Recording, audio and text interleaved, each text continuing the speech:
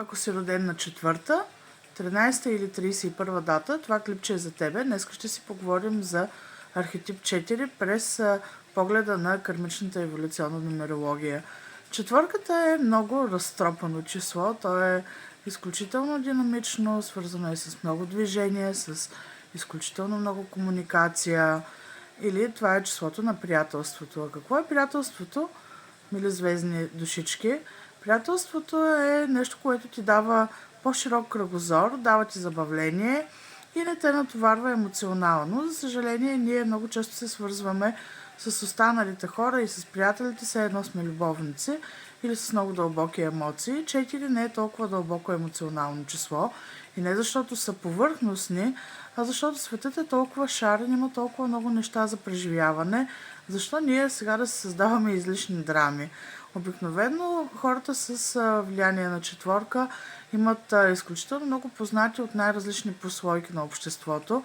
Те могат да общуват с всякакви хора, без значение техните възгледи, раса, класа, статут. Те ги приемат за равни. Това е един много голям плюс за тях, защото правят връзки между всякакви прослойки. Те са тези, които могат да видят различието на всеки един от нас и да го възприемат. Не са осъдителни. Естествено, много обичат новите технологии, обикновено са много добри в инфлуенсърството или се позиционират добре в онлайн пространството, имат интерес към компютри, телевизия, радио, добре информирани са.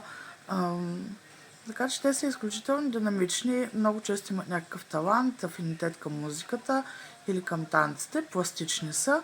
Ако искате да се забавлявате с някой и да имате неочаквани събития, да сте спонтанни, обградете се с хора с четворчица в нумерологичната карта, защото те са идеалните приятели. Или четворката е като в детската градина, там сме абсолютно най-различни деца, всичките сме от различни семейства, от различна прослойка. Да, днеска може да се ударим по един шамар, да се наплюем, но утре сме отново приятелчета и отново си разменяме играчките, защото светът е прекалено шарен, за да може да го преживяваме, а не да страдаме емоционално за някакви драми. Аз съм Ема, кармичен еволюционен астролог и нумеролог. Ако пожелаеш, може да запишеш час за индивидуална консултация с мен. Повече информация в биото.